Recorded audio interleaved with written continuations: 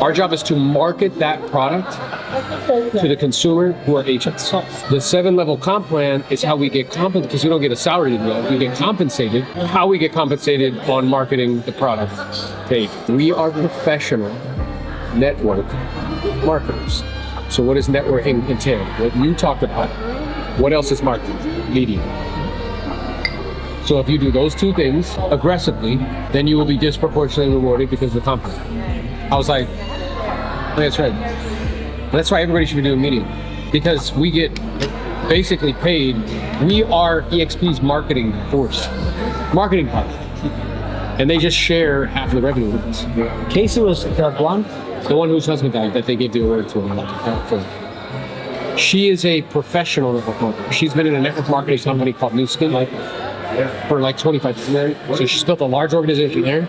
Plus she has 2,000 agents in. That's why when I hear her speak, like, she knows the end, like she knows what the business is, inside and out. She gets it and has executed. Well, she's very clear. Because in that meeting they were talking about like how, we should make it to where like there's not silos and everybody's helping. And she was like, well, I'd like to offer a different point of view. Like, you want leaders to lead. And it's okay to have like healthy rivals and competition. And if you get beat by somebody that's better than you, like, okay, that's what it is. And you want leaders to lead. She also said that you should keep it like uniform till a certain point, and then like let people do whatever they want to do. He said when an agent has 500 people under that, they could start their own brand, like their own website. But before that, they should be under like the brand, like illegal. You know what I mean? It's like, and the way a guy described it, which I thought was insightful, was like, Gary Keller used to tell people this is where entrepreneurs thrive, and he was like, no, this is where entrepreneurs thrive, because it's like we're all the platform is the platform. But it gives us an opportunity. It's like you're in an app store, and you can have your own app in iTunes. You know what I'm saying? And not everybody's going to be everybody's flavor. That's okay. So it's just very insightful. Personality, approach. There's so many factors why somebody will want to join you or not. Right. Like we were talking with Carla, had like this awareness. She's like, oh, like I can do more of what like I'm doing. Well, and I think Carla in the past, she was like, oh, like I do the operations side. And Aaron does like the attraction side. She was like, oh, I can do the attraction. I'm like, yeah. You could have YouTube videos where it says, you want to have a confidential conversation. I don't have my own calendar. But here's the thing. So what Jose was telling me at his event he was at, there's a guy there that talked about, he's basically talking about duplication, leadership. What he said is there's 12 different skills of leadership. One is like coaching people one-to-one. Right. One is like events. One is like running a third-party call.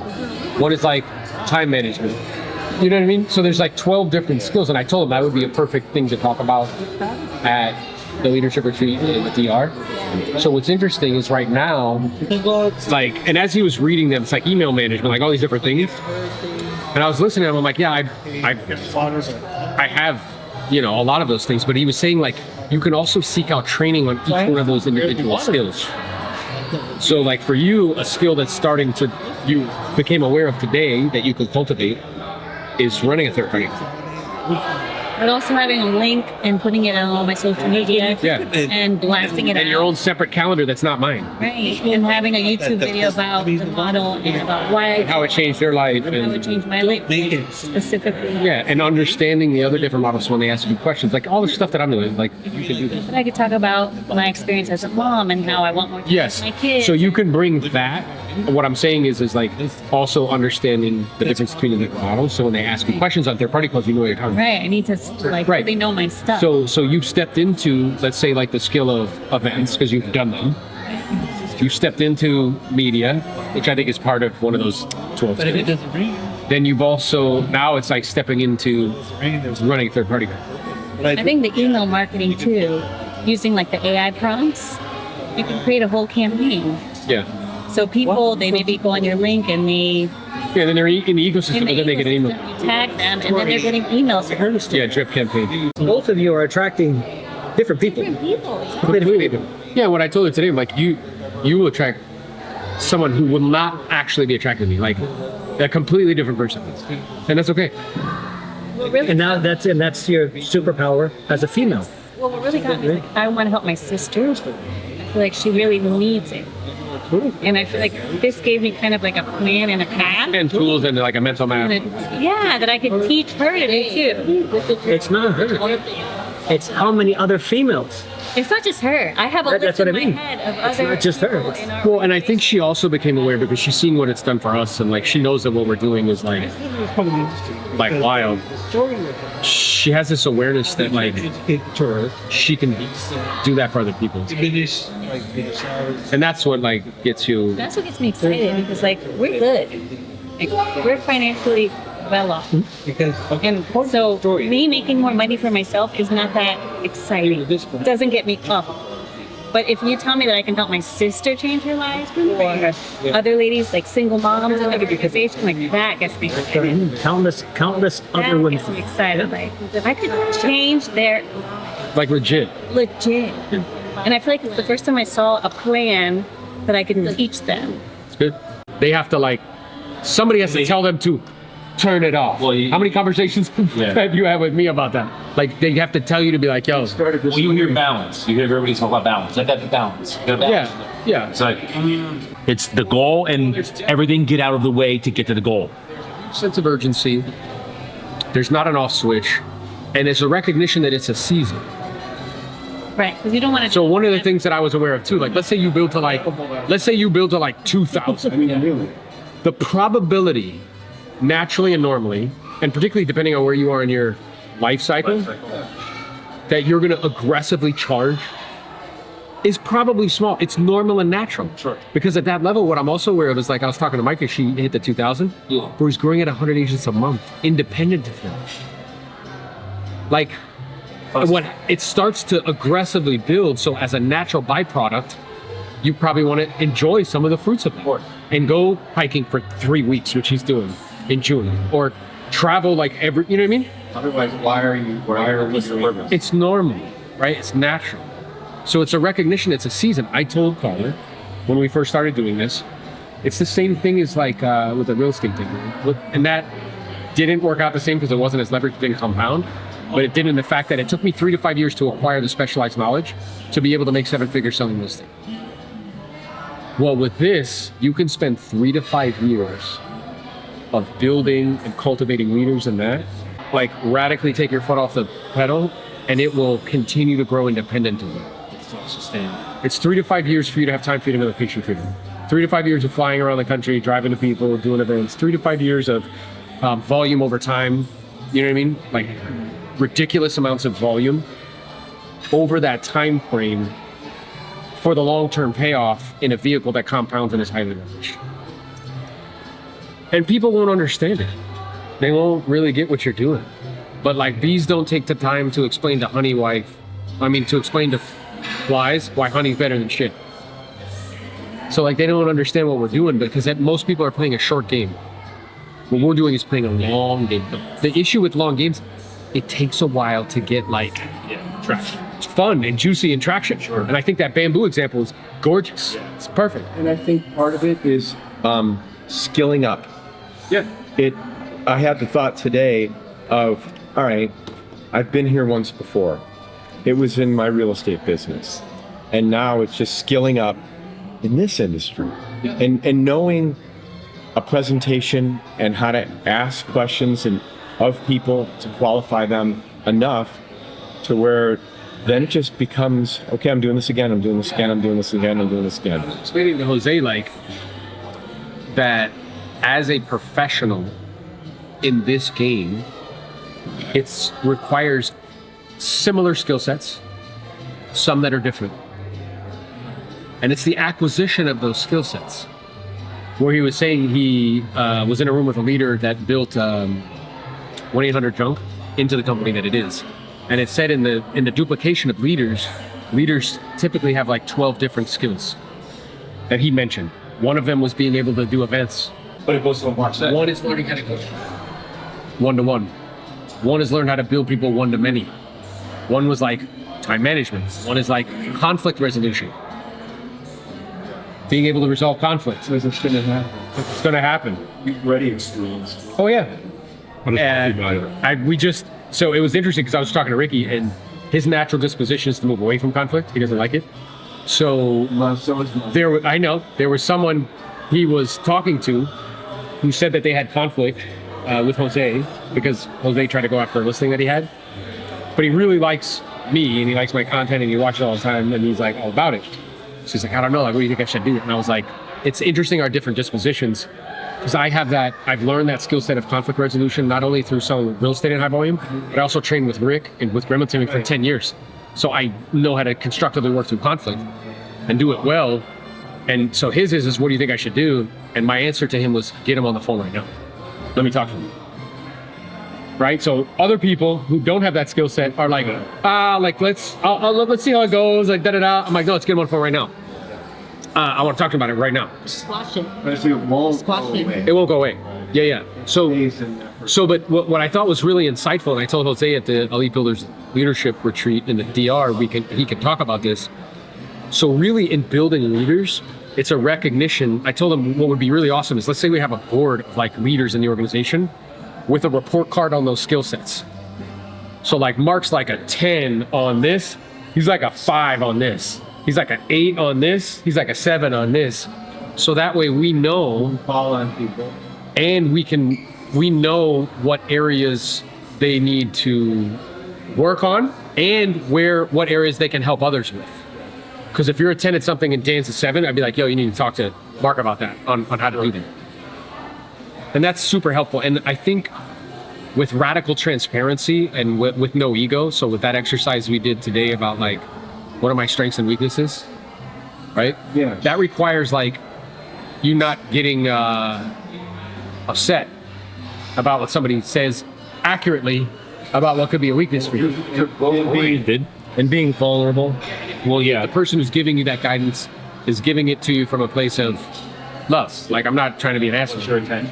Yeah, and what I think is also true is that with those type of report cards, you know who to match with who would be like really good team to work on something together. Does that make sense? So in a very interesting way, it just happened to be that way.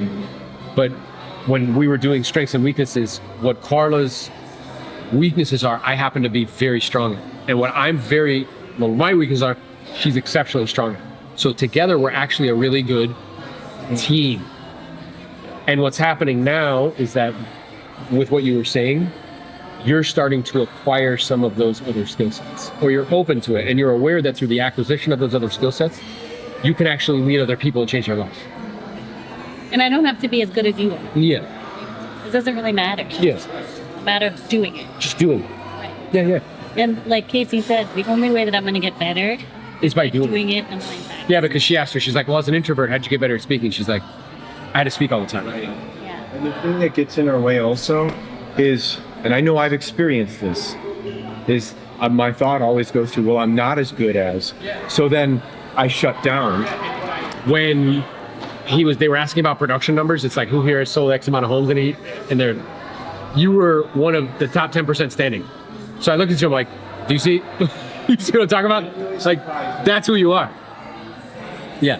What he was talking about, you have, like, for doing these events, there's got to be a skill that you're giving to these agents to go to these events to do it. So, skilling up. I said to you, where like you have the intestinal fortitude and courage, where you started doing the events, right? Yeah. And he asked me, he's like, "Can you want to give me some honest feedback?"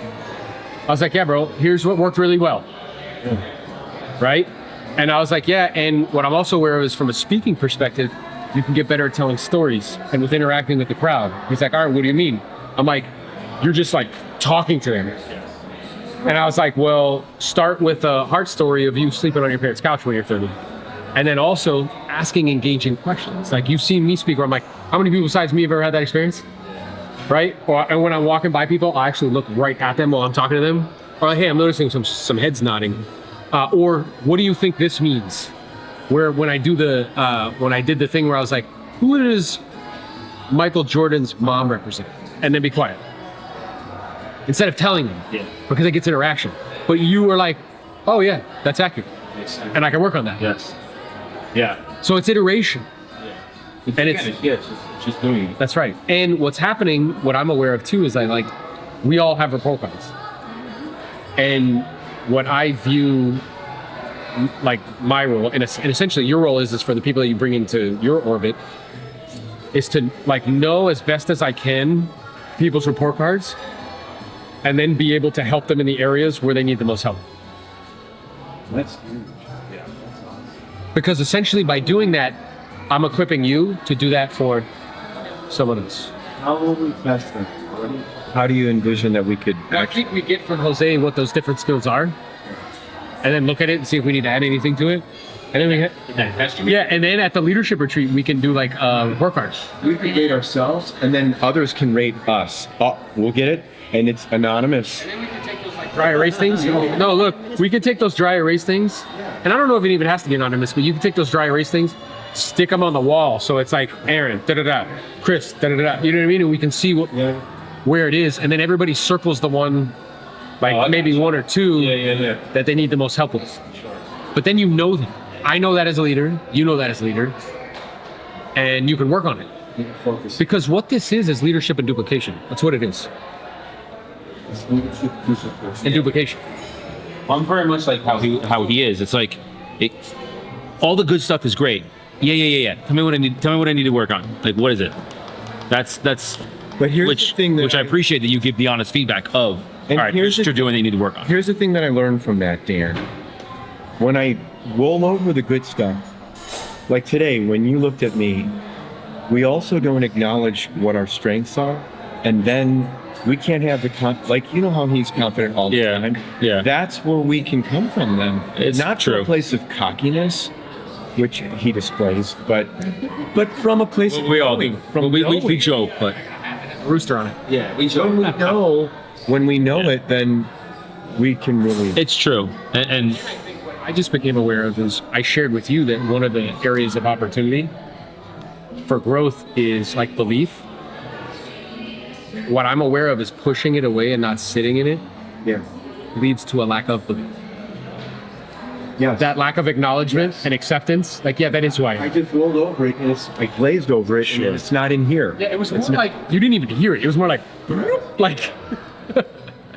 yeah, and what I'm aware of though is, but what I'm aware of is that actually leads to a lack of belief.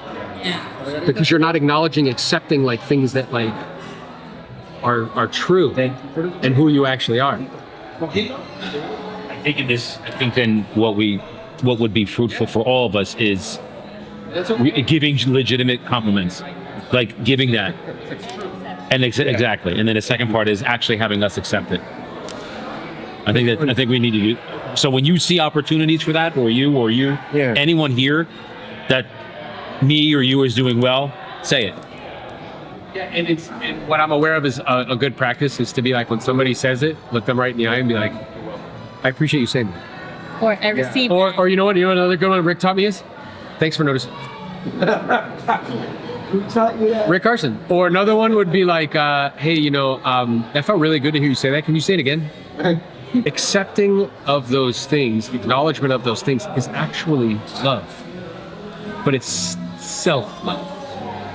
And what you're saying to me about like confidence, it has to do with trusting myself, but also having a very high level of self-love.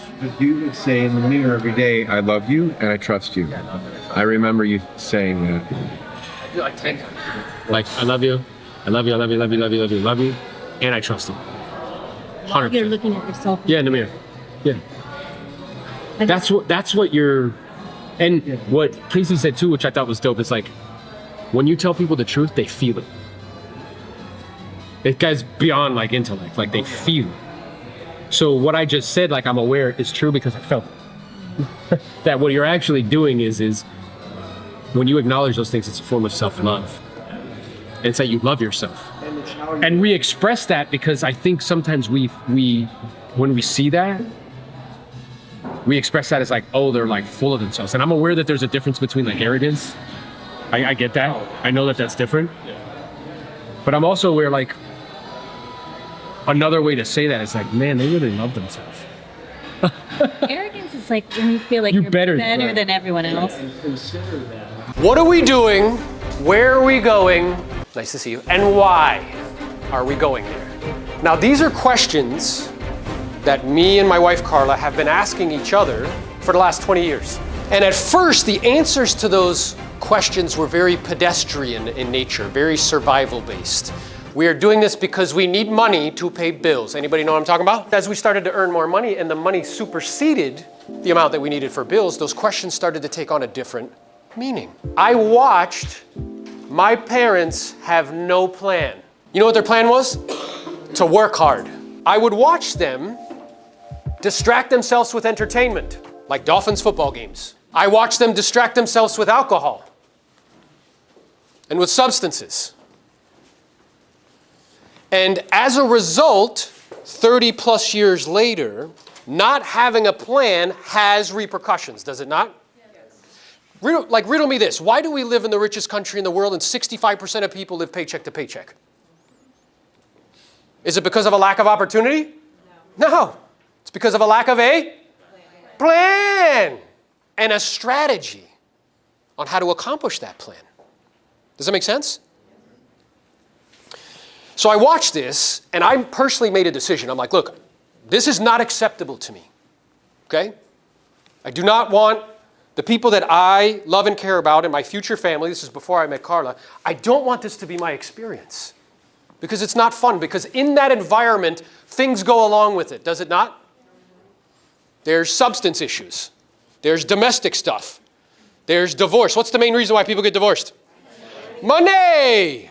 And yet we don't have a plan. Our plan is just to work hard, and that shit doesn't work. And yet we keep doing it over and over and over and over and over again, as though something different is going to take place. So I'm like, look, I don't know what the way is, but I'm either find the way or make the way. And really, to my chagrin, after 16 years of formal education, 12 in high school, and a few more in college, nobody taught me how to plan. Nobody. Isn't that kind of interesting? They taught us that the Spanish Armada was in 1492, which fucking helps me zero. But they didn't tell me how to make a plan or have a strategy. Nobody. Now, we can get into a nuanced conversation as perhaps that's maybe by design. I don't know. I'm not really too concerned about that. What I am concerned about is I was like, okay, I need to understand how to plan. And I need a strategy.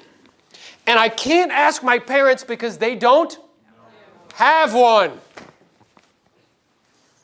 So what I started to do, I read a quote one time that said, those who do not read are no different than those who can't.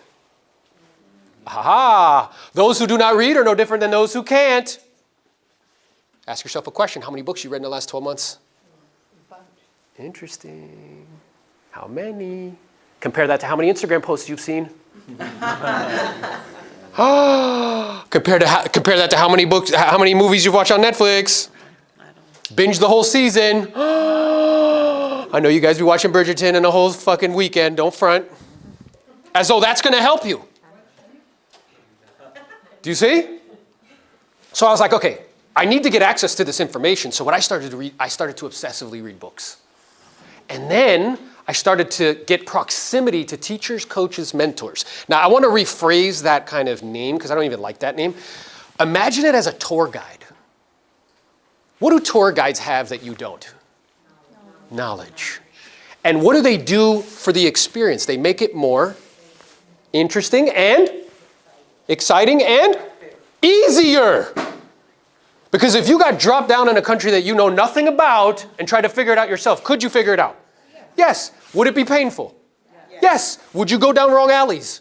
Yes. Would you end up in a neighborhood that you don't feel comfortable in? Yes. That is what a guide can do. They can condense decades worth of learning into days, weeks, months, years. So imagine there's like this big peak that I want to go to, and it's far off in the distance, and there's this jungle, and there's a lake. Could you figure out how to get to the peak by yourself? Yeah, probably. It could take a lifetime. But imagine somebody comes out of the woods, they're like, hey man, what's going on? You see that peak over there? I've been there 10 times. So here's what's cool. I can show you the fastest route. I can also show you what to eat and what not to eat. Because if you do it by yourself, are you going to eat some berries and then regret it? Yes. So I realized, okay, I need to get proximity to a guide or multiple guides so they can show me how to do this because my family of origin doesn't know how to do it. And keep in mind, this isn't me shitting on them. They're nice people. They do the best they can under the given set of circumstances. Now, what's also true is they never sought out any additional help or information. And I want you guys to realize something. We are living in an unprecedented fucking time. Do you know 150, 200 years ago, the access to humans that you had was restricted to the geographic place you were born? Now, because of the internet, you're connected to everyone. There is no shortage of information, and it's fucking free. Do you know 150, 200 years ago, people only had one book in their house because they were so expensive. You know what it was? The Bible. That was it. Now, you could have somebody, this titan of industry, who's sold a company for billions of dollars, and they could say, hey man, I'm going to tell you everything I know, all my mistakes, all my pluses, all my minuses, and it'll be $30. And you're like, wow, it's a little much money there. I don't know. That's dumb. Guys, information is currency. Write it down. Information is the real currency, not the paper shit that you chase after. And we live in a time where access to that information is unlimited. Okay? So I spent hundreds of thousands of dollars of my own money to get proximity to people who could show me and teach me a way of planning and strategizing. And what that has allowed me to do in a very short period of time is to not only sell 2,000 homes in my career, the coaching company, that sort of thing, but also make pivots and changes very quickly.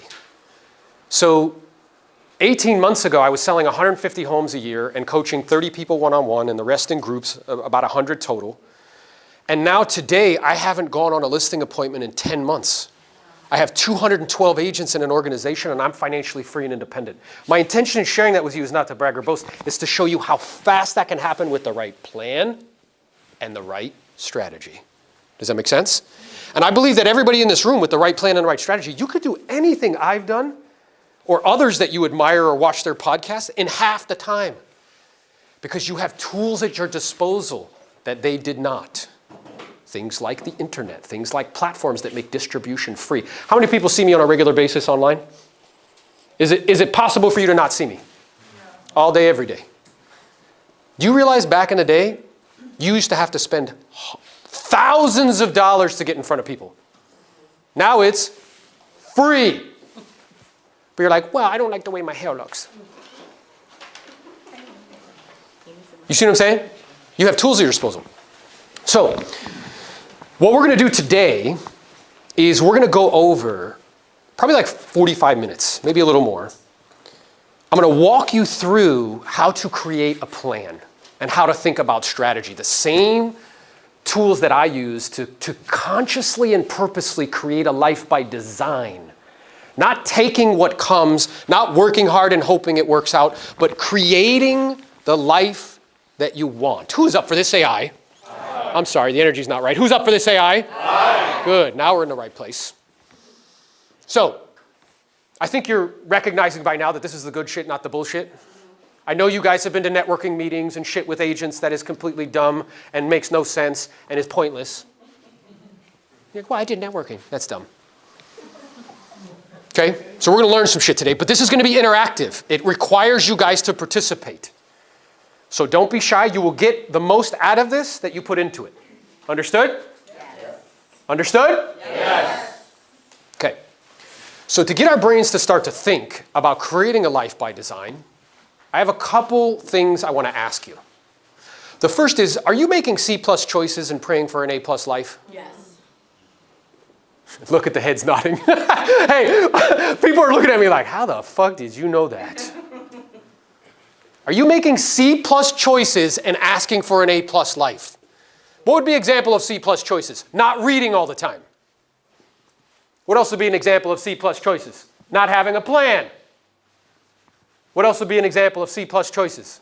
Who wants to tell me? Not prospecting. Not prospecting. And imagining in a marketplace where we go from 6 million sales to 4.2 million sales, that's going to work. It won't. It's a weight loss program. You'll starve to death. Okay? Am I making C plus choices and expecting an A plus life, praying for an A plus life? And I want you to realize where you are currently is the culmination of planning and choices you've made up until this point. Where you are currently is the culmination of planning and choices that you've made up until this point. Now, I know that the human tendency is to want to place blame where? Elsewhere. It's the government. It's these fucking taxes. It's the state of the world right now. We want to constantly and perpetually be placing blame elsewhere. Why do we do that? It preserves our ego. Makes us feel righteous. It's a status game. Status games are dumb. Because what's the reward you get for winning a status game? Nothing. You know how many people comment on my posts and it makes them feel better about themselves? It's a status game. I'm like, that's dumb. You know what I'm playing? Wealth fucking games. Do you understand? Really, really think about this one right here. The issue is not getting what you want, it's deciding what you want. You guys are capable. You know you have the same force inside of you that makes the sky, blue and the grass green. The same force inside of you makes the earth spin around the sun at 66,000 miles an hour. Google that shit. That same force is inside of you. Why do we limit it? Why? Why do we not think about what we actually want? Why do we settle for what we don't want? Because it would require me to change. It would require me to admit I'm not as cool as I am, as fast as I am, as smart as I am, as good as I am. People say to me like, oh yeah, I'm a master at scripts. I'm like, how many deals do you do? They're like 30. I'm like, you're not. Ha! Right? It's just not true. So the issue is not getting what you want, it's deciding what you want. Isn't that right, Esteban? Esteban is a coaching client of mine. How much volume will you do this year? 12 million? Solid volume, right? Doing deals, making lots of money. He's young, handsome, makes a lot of money. You know what his challenge is? He's like, yeah, I am handsome. You know what his challenge is? Deciding what he wants. Because he could stay perpetually on the hamster wheel doing deals and getting plastic awards like he's the fucking shit. Right? But he has to decide, what do I actually want? 5 years from now, do I still want to be slanging shit? He told an interesting story where he worked as a valet, back in the day when he was 18 in Miami. It's all cash under the table. He's making what he perceived to be a lot of money at 18 years old. He was the man. You know what he did? He looked around and he saw 40 and 50-year-olds still doing it. He's like, oh no. I don't want to be fucking doing this when I'm 40 or 50 years old. And then he pivoted and he made a change.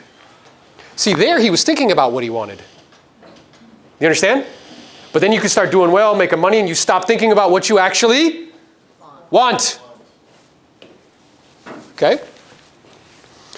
So, intentionality in creating a vision and a strategy. Okay? This will ensure, with a high degree of probability, you'll end up in a specific destination. Because I don't want to leave it to dumb luck. Most people don't realize, there's actually 4 types of luck. The first type of luck is dumb luck. What would be an example of dumb luck? Win the lottery. By the way, my parents would buy lottery tickets. That was their plan. Anybody else besides me ever seen people do that? Oh my God. Yeah, it's dumb. It's a tax on the poor. They keep half that money? That's my plan. Work hard and buy lottery tickets. Okay? There's 4 types of luck. One is dumb luck. The second form of luck is where you take massive levels of action and hustle and determination and discipline, and what happens is you become an expert at something. And then people seek you out for your expertise. See, I role-played twice a day, 6 days a week for 3 years. Hand wrote out scripts, prospected 6 days a week for 15 years. Now do you know what people ask me for? Your script. And advice, and they pay me for it. People say, you're lucky. Am I? Or did I create my own luck? Do you see? The third form of luck is that chance favors the prepared mind.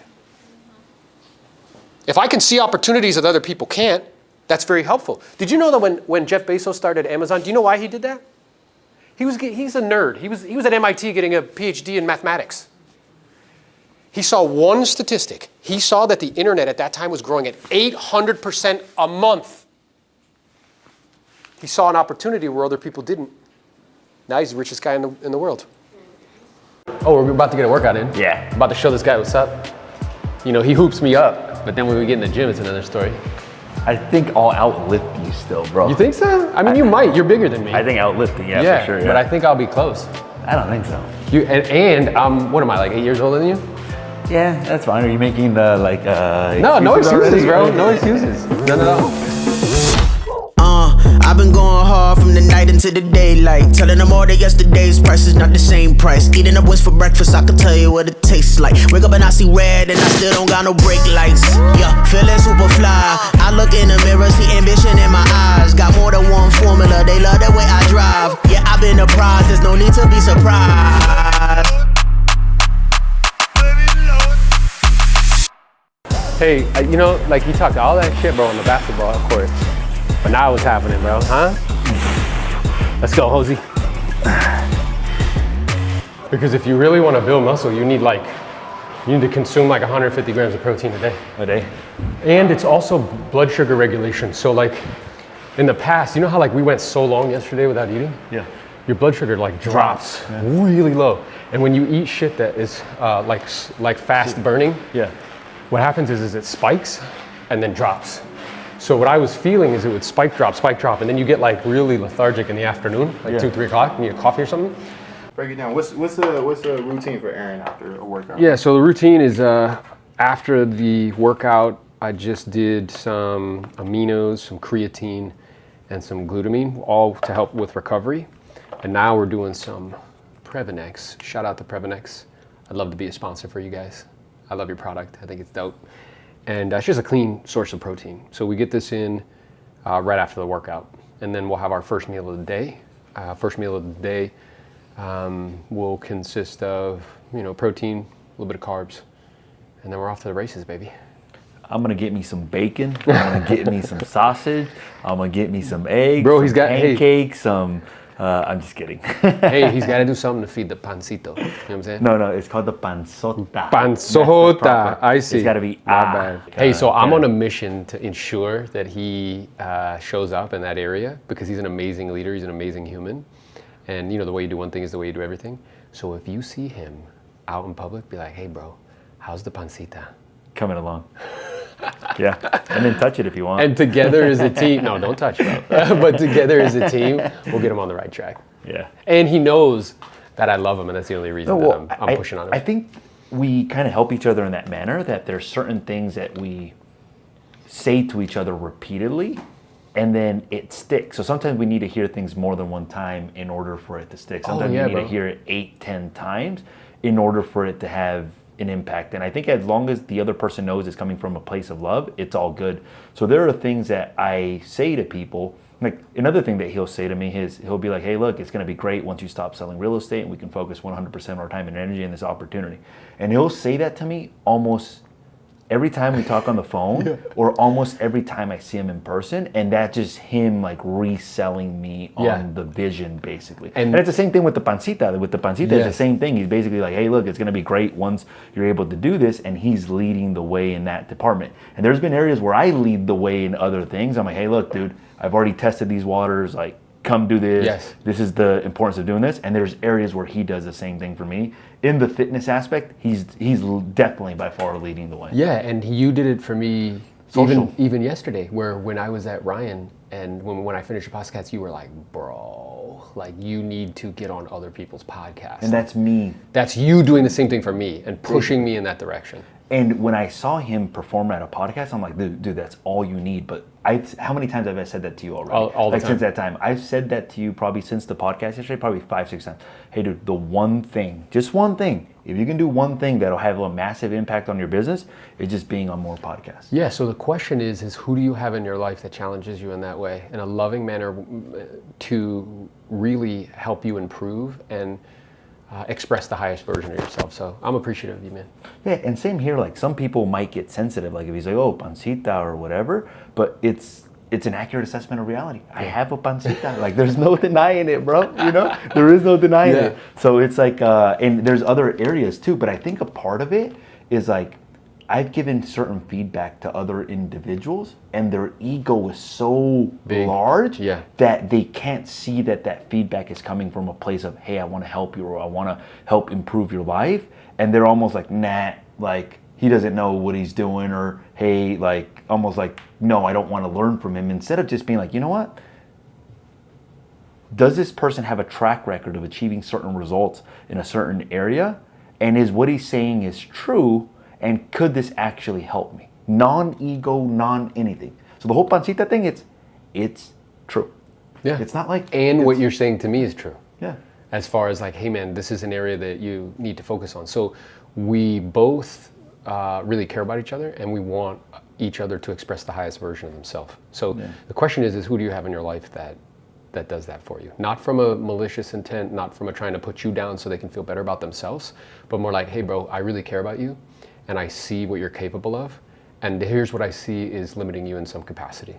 And then it just becomes a fun kind of playful, ever-evolving thing. And then for you guys, if you guys want to see an amazing podcast, he did a great podcast with Ryan Pineda. He did another one with Brian Davila, and then he did one with, I think, wealthy creator Justin, which all three of them were like phenomenal. If you want to see like just things explained in a way where they make sense and why he made the decision to go all in on EXP, those are like very good episodes to watch them. Love it. Yeah. Let's go, let's grow. Because even like the way you broke it down, like when they asked you about EXP, I think they expected you just to be like, oh, I joined EXP because of the rev share, or I joined EXP because of the stock. They did not expect you to go to Novello, talk about the 4 different forms of leverage, and they did not expect you to go into Hermosi's like opportunity ladder. So when you went into both of those, and then you came up with the filters that you put those things through now, okay, does it compound? Any business opportunity, does it compound? Does it net more than a certain amount? Is it leveraged? Is it leveraged? Where is it on the opportunity ladder? Does it have impact? Yeah. And now if you have a filter of what you put all the opportunities, because otherwise, like it's like when you were thinking about starting a title company, and then Lars told you, hey, like, does it do this? Does it do that? Yeah. Like creating these filters, and it's like, no, it was just the money grab. Just the money grab. It's just the money grab. But even when they asked you that, it wasn't like, hey, I just woke up one day and like I saw like somebody move, I think this is a good opportunity. You studied the model, and everything that you had done up until that point led up to you making that decision because you understood leverage. You understood the opportunity ladder as well, too. I put it through all the filters, and when Ryan was challenging me and saying like, hey, is that the best use of your time? And I was like, yeah, well, not only have I put it through all these filters, it's the best use of my time right now. Yeah. Now that may change. 3 to 5 years from now, it may change. Just like I shared with him, he shared that he's selling a business. Yeah. So at one point he felt that was the most valuable use of his time. And that was such a great response. And now that's not the case. Yeah. Yeah. At some point it was like, okay, this. But even having those filters, like for me, that's helpful. I'm like, oh, whenever I get business opportunities, have a set of criteria that it meets, even as like, does it fit my natural disposition? And then if it fits those criteria, then do it. If it doesn't, then don't do it. Yeah, and there's as people who are entrepreneurial, there's always 10 out of 10 opportunities. So there's all these ways to make money. At the same time though, I believe in what I'm learning experientially is that if you have those filters and you run them through, and you are left with like 2 opportunities, let's say that compound, that are very highly leveraged. Now you ask yourself a question, which one is more in alignment with my natural disposition? Which one would allow me to do work that's meaningful with people that I like and enjoy? And which one will have a big impact on, as many people as possible? You're left with one. And when you're left with that one, now you go all in. So one of the things that we observed with Ryan, what Ryan's doing is amazing. Like I was super impressed with him, really whip smart, understands leverage. He's really coming from a place of contribution. He's trying to build other leaders. He's really exposing a whole group of entrepreneurs to a different kind of mindset and a way of thinking with Wealthy Kingdom and things of that nature. the observation that me and you made is he has a lot of things going on. He has multiple businesses. And we started asking ourselves a question. It's like, well, if he were to focus on one, say no to all of them, and with his skill set, focus on one, he could create a $200 million company or a $500 million company, right? Yeah. So I think the challenge is, as somebody who's smart, hardworking, and ambitious, to decide what's the thing to stack my time on top of that's worth going all in on. Yeah. Because I think if you do that, in a short period of time, you will get outsized results. People externally will be like, how are you doing that? And it's because you've said no to everything else and yes to one thing. You know, it's funny when you said this is the largest opportunity of our lifetime, and Novello was like, what? Like, what do you mean? What do you mean? Yeah. Like, what do you mean the largest opportunity of our lifetime? And he's like, tell me about it. Like almost like he didn't see it or understand it. And once I explained it, which was cool, because he came out with smoke. Oh yeah. He's like, I hate agents. I think EXP is a scam. Like, and at the end, what I appreciated is he was open. And once I explained it in a way that was logical and made sense to him, he said, like, yeah, I don't know if I'm fully sold on it. I understand it better now. Yeah. Yeah. And that's what was true for me as far as like being able to get yourself to a place of certainty. Because I've heard Grant Cardone say this. He's like, do whatever you have to do to get certain. Because once you're certain, there's a thing that says like once you are certain and kind of make a decision, I'm forgetting the exact quote, but it says like providence moves. And what the word providence means, it's like divine or godly. So it's like things conspire to like move you in that direction. But it's like when you have to get certain. And by me studying Novello, listening to Hormozi, thinking about the opportunity ladders, putting it through filters, bro, I'm certain, like 1,000%. And as such, that allows me to go, okay, this is worth going all in on. And when you get yourself to that place of certainty, you can begin to materialize what it is that you're thinking very quickly, much faster than if you're not certain. Yeah. And just for our viewers, it's kind of rare that he forgets a quote. Like, so that doesn't ever happen. Yeah. Even like Ryan noticed it. Like, it's like the quotes. Me, he's like, dude, you're like a philosopher or something like that. Yeah. Which is kind of crazy. But let's go get some breakfast. Let's go get some breakfast, bro. We're hungry. Yeah. Often copied, but never duplicated. What's up, team? I got with me Mr. John Mikish, 2300? 2300, yeah. 2300 Yesterday agents. We had 2300 in the organization with EXP. I've been with EXP going on 20 months, 274 agents in the organization, trying to be like... That's amazing growth though, dude, in your time. Trying to be like this guy when I grow up. We have conversations regularly because teamwork makes the dream work. Yeah. And collaboration is the new currency. And we have conversations regularly with agents. A lot of these agents are highly productive.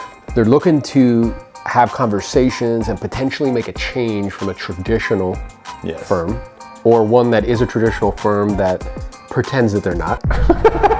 Right? And so we were talking off camera about how amazing it is that most agents don't read ICAs. They don't actually... Yeah.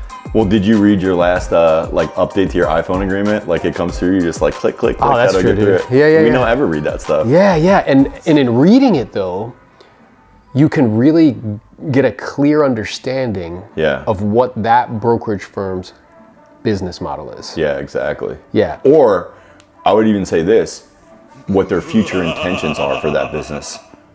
Because, you know, I'll talk to real agents a lot, right? And they don't even know what they can't do. Their independent contractor agreement says that they can't offer out any free leads, any free coaching, any type of additional support, anything to encourage an agent to maybe sign up with that company and name them as their sponsor. Their independent contractor agreement literally says they can't do it. They can't throw events, they can't do lunch and learns, they can't do anything. Now, we know a lot of agents are doing those things, but my question to them is, what happens when they enforce it? Yeah.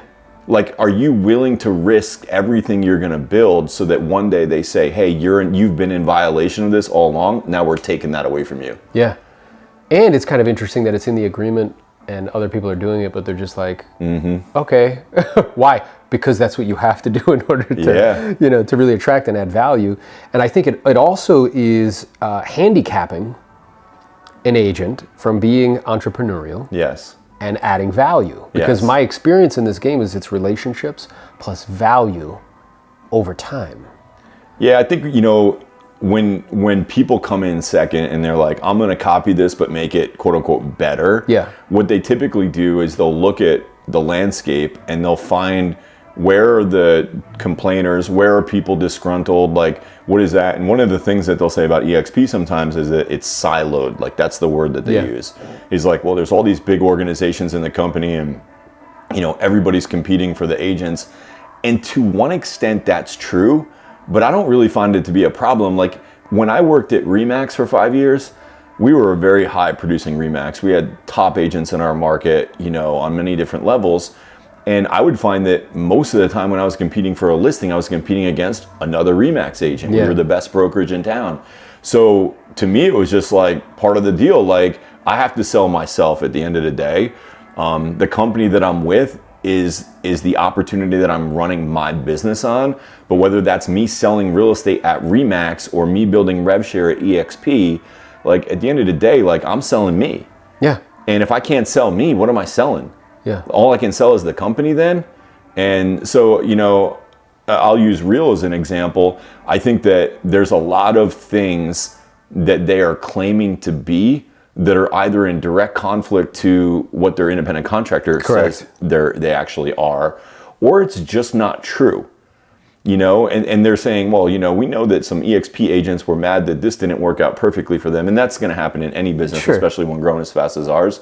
But I just, you know, when we look at who innovated this space, Glenn Sanford innovated it. He changed it, right? It's never going to be the same. Yeah. Real's going to come along. There's going to be countless other companies like them that are going after a revenue share, profit sharing model, if you will. And really we could say, hey, Glenn innovated it through revenue share, but he really took it out of the page of the playbook that was Keller Williams with profit share. He just got into profit share and realized it didn't make any sense. Yeah. He had 1,800 people and nobody was making money. And recognized that rev share exists in that model. It just goes to a very, very, very small group of individuals. That's correct. That's really what's true. And to your point, you know, I had this awareness hearing Glenn today speak that he's the one that's actually innovated. Yep. He's the one that created something new. So these other models that are coming behind it are copycats. Yes. No matter what they say. Yep. And what they're doing is tinkering with perhaps like some numbers and put a different color and flag on it and say, oh, this is new. Yeah. When in fact it's not new at all. Yeah. Right? Well, one of my favorite things that I get if I'm like out there and, you know, I'm talking to somebody and they're like, well, I heard Real was good and, you know, I'm looking at EXP, but they've been around for a while. And they're like, I'm going to go with Real because they're like the new thing and I'm going to have an opportunity similar to what the opportunity was with EXP. And I just find that hilarious because here's the deal. If you've ever read the book, The Blue Ocean Strategy, it's all about this concept of a new business model is outside of the box of the norm and it's a blue ocean, like it's, you know, plentiful feeding and it's just clear blue water. But then what happens is when somebody sees that they're having success over there, they all want a piece of that pie too. And that's what we're seeing in our industry now. People like Real, people like Epic, LPT, these new companies are coming in, basically copying our model, saying that they're gonna do what we did. But how does that make sense when we did what we did in a blue ocean and it's now a red ocean? Meaning you now will never have that blue ocean space again because we've changed the model. And until somebody changes the model again, somehow, some way, we're in a red ocean now. That's right. So if you think you're gonna step into this competitive market space where you have companies like EXP that dominate, that are super profitable, and you're gonna have the same trajectory inside of that red ocean, you're very misguided. It's an unrealistic expectation. Very unrealistic. And I think what they're being sold is this idea that like the product is what's going to cause that to happen. It's like, well, wait a minute.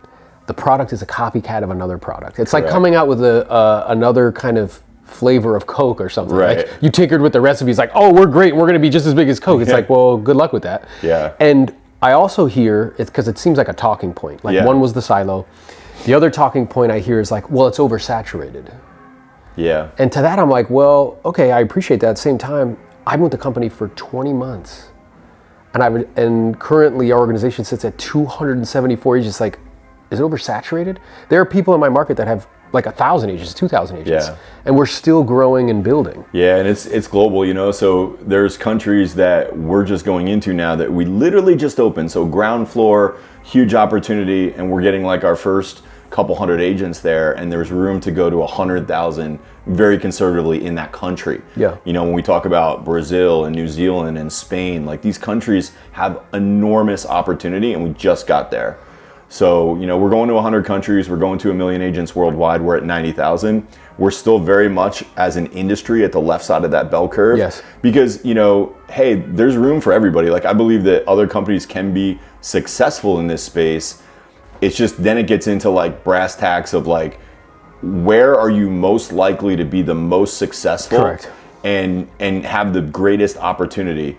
And when we start laying out the different bullet points of EXP and what they offer, I don't think anybody comes close. Yeah. We pay out on 7 levels. A lot of copycat companies are only paying out on 5. Mm-hmm. We pay more. When we look at these other copycat companies and we're like, well, what are you guys making over there? And we see like, oh, the number one person in that company, in their model, in revenue share, makes less than some of my people in my organization make in a month, in a year. Yeah. What are you doing? What's your opportunity? So I think these are all important things that we have to consider. And I would just say this, what are you gonna build? Because at the end of the day, these companies are platforms now. That's what they are. Yeah. And you can stand alone and the platform can be your whole opportunity and it can be your whole front and center. But I would argue that you should be branding and building you. 100%. And our company supports that not only from an infrastructure side, but they actually encourage it. Yeah, support and encourage. And I think the false misperception is people imagining that a product will do all of that for you. And it's not what's accurate because the model's the model, right? That's so, right. So Instagram is a platform, YouTube is a platform, TikTok is a platform. And people imagine because they sell them like a product, Yep. yo, you're gonna blow up. But the truth is like, you have to be talented, you have to add a lot of value, you have to put time, energy, effort, and resources, you have to take risk, right? Like that's what's gonna actually cause that to compound and multiply. Right. I mean, it's a leadership opportunity at the end of the day. And, I think that's why a lot of us who are leading brokerages, like an independent like I had, or you were leading teams, like you were leading before you came to EXP, we're just transferring that leadership to a new opportunity with much more greater rewards. So I love it. I feel firmly that we have the proven leadership. No other company in our space has proven leadership yet. And there's a big difference between growing from, 0 to 10,000 versus 10,000 to 20,000 versus 20,000 to 50,000. Like those periods of great growth also come with a great cost. Yeah. Like the cost of scaling at those different points is difficult. Most companies don't make it. We've not only gotten through it, but through it all, our leadership has always made the right decisions for us and to protect our opportunity. And to me, that carries a lot of weight. Mm-hmm.